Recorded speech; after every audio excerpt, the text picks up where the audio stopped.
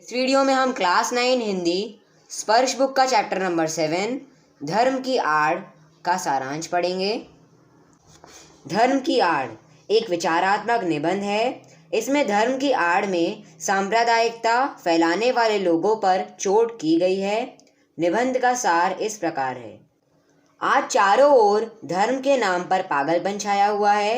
आम हिंदू या मुसलमान धर्म को समझे बूझे बिना धर्म के नाम पर मर मिटने को तैयार हैं। सभी शहरों में यही हाल है। कुछ चालाक और पढ़े लिखे लोग मूर्खों की शक्तियों का दुरुपयोग करके उन्हें अपने स्वार्थ के लिए जोत देते हैं। इस प्रकार अपना बड़प्पन सिद्ध करना उनके लिए बहुत सुगम हो गया है। साधारण आदमी के मन में यह बात बैठा दी गई है कि धर्म के हित में जान दे देना पुण्य का काम है। इसलिए चालाक लोग इस भावना का अनुचित लाभ उठा रहे हैं। पाश्चात्य देशों में अमीर लोगों ने गरीब लोगों को चूस कर धन इकट्ठा किया। इस भयंकर शोषण से बचने के लिए साम्यवाद और बोल्शेविज्म आदि का जन्म हुआ। भारत में आर्थिक शोषण इतना नहीं है जितना कि धार्मिक शोषण।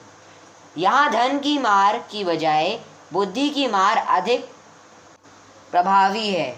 यहाँ बुद्धि पर पर्दा डालकर पहले स्वयं को ईश्वर के स्थान पर स्थापित किया जाता है, फिर ईश्वर, धर्म, ईमान और आत्मा के नाम पर उन्हें लड़ाया जाता है। मूर्ख लोग धर्म और दीन की दुहाई देकर प्राणों की बाजी लगा देते हैं और इन धूर्तों का आसन ऊंचा करते हैं।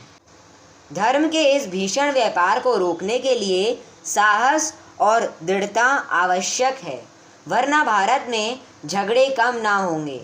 धर्म की उपासना पर किसी प्रकार की रोक नहीं होनी चाहिए। सबको अपने मन के अनुसार किसी भी धर्म को अपनाने की छूट होनी चाहिए। धर्म आत्मा को शुद्ध करने का साधन होना चाहिए, आपस में टकराने का नहीं। यदि किसी धर्म को मानने वाले किसी की स्वाधीनता में टांग अड़ाते हो तो उसे देश की स्वाधीनता के विरुद्ध माना जाना चाहिए। स्वाधीनता संग्राम में खिलाफत, मुल्ला, मौलवियों और धर्माचार्यों को स्थान दिया जाना बहुत गलत कदम था। इससे अब्दुल बारी और शंकराचार्य जैसे लोगों की शक्ति बढ़ी। इस गलती का फल हमें आज तक भुगतना पड़ रहा है। महात्मा गांधी भी धर्म को महत्वपूर्ण मानते थे, परंतु वे धर्म का अर्थ मानते थे ऊंचे और उदार तत्व। वास्तव में अजा देने और शंख बजाने आदि की बजाय सदाचार को धर्म कहते हैं। कोई पूजा पाठ करके दिन भर बेईमानी करता रहे और लोगों को दुख पहुंचाता रहे, यह व्यवहार अब नहीं चलेगा। हमें सबके कल्याण के लिए अपने आचरण को सुधारना पड़ेगा। नमाज और पूजा करके देश में उत्पात करने की छूट नहीं दी जा सकती। धर्म के नाम पर उत्पात मचाने वालों से तो नास्तिक कहीं अच्छे हैं। वे कम से कम अपने अच्छे आचरण से दूसरों के सुख दुख का ख्याल रखते हैं। ईश्वर भी उन्हीं को पसंद करेगा।